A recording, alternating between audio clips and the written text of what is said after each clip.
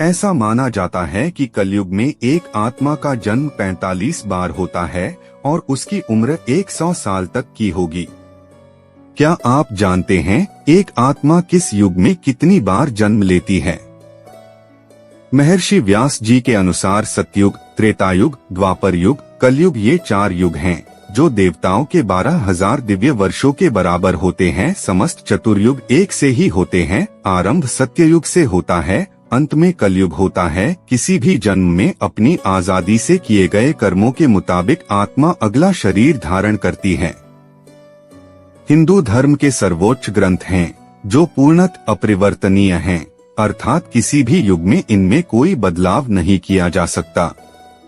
ब्रह्मा जी कृतयुग में जिस प्रकार सृष्टि का आरंभ करते हैं, वैसे ही कलयुग में उसका उपसंहार करते हैं। सतयुग, द्वापर युग, कलयुग, हर युग में कोई न कोई भगवान जन्म जरूर लेते हैं, ऐसा सभी लोगों का मानना है। लेकिन क्या आप जानते हैं कि किस युग में इंसान कितने जन्म लेता है? इसलिए आइए जाने चारों युगों के बारे में कुछ ऐसी बातें जो कभी नहीं सुना होगा। सतयुग। सतयुग के लिए माना जाता है कि इस युग में भगवान राम ने रावण का वध करने लिए जन्म लिया था, क्योंकि जब जब इस धरती पर पाप बढ़ा है, तब तब भगवान ने इस धरती को अपना विराट रूप दिखाया है।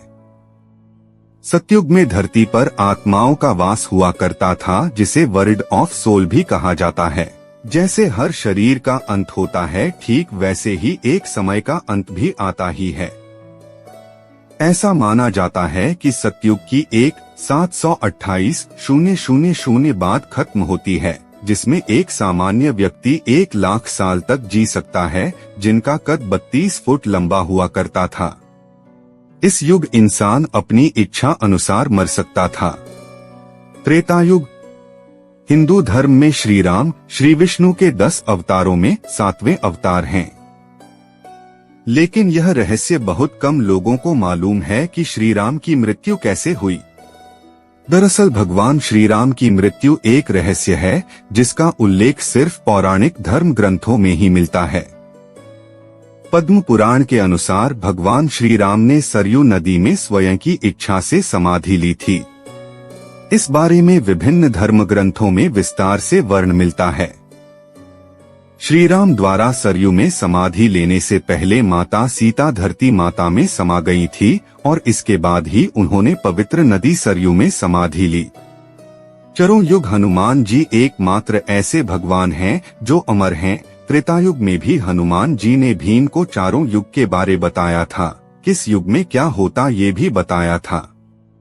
जानकारी के लिए बता दे, त्रेतायुग 4,32,000 वर्षों का होता है, जिसमें एक सामान्य इंसान 10,000 साल तक जी सकता था।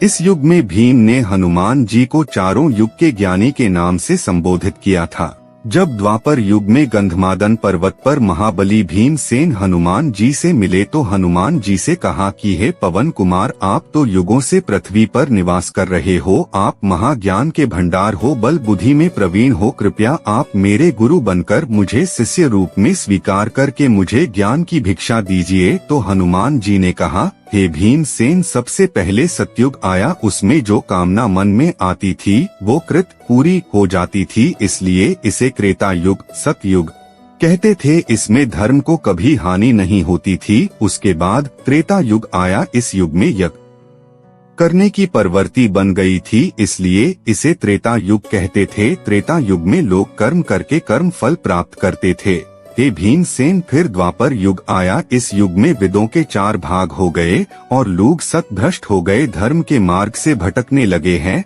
अधर्म बढ़े लगा। परंतु हे भीमसेन, अब जो युग आएगा वो है कलयुग। इस युग में धर्म खत्म हो जाएगा, मनुष्य को उसकी इच्छा के अनुसार फल नहीं मिलेगा, चारों ओर अधर्म ही अधर्म का साम्राज्य ही दिखाई देगा। द्वापर युग।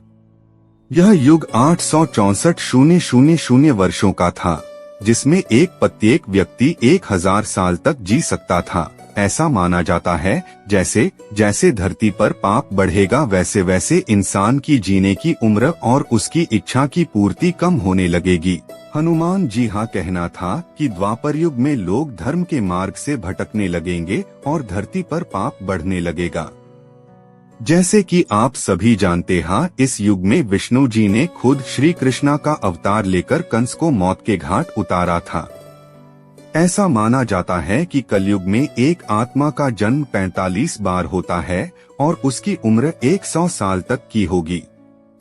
इस युग में इंसान पर्यावरण को तहस नहस कर देगा और इस युग में इंसान की इच्छा पूर्ति कम हो जाएगी और वे पाप का भागीदार बन जाएगा। कलयुग के अंतिम काल में भगवान विष्णु का कल्कि अवतार होगा। यह अवतार विष्णुशा नामक ब्राह्मण के घर जन्म लेगा। भगवान कल्कि बहुत ऊंचे घोड़े पर चढ़कर अपनी विशाल तलवार से सभी अधर्मियों का नाश करेंगे।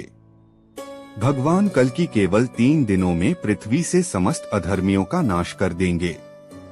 माना जाता है कि कलियुग में अंतिम समय में बहुत मोटी धारा से लगातार वर्षा होगी, जिससे चारों ओर पानी ही पानी हो जाएगा।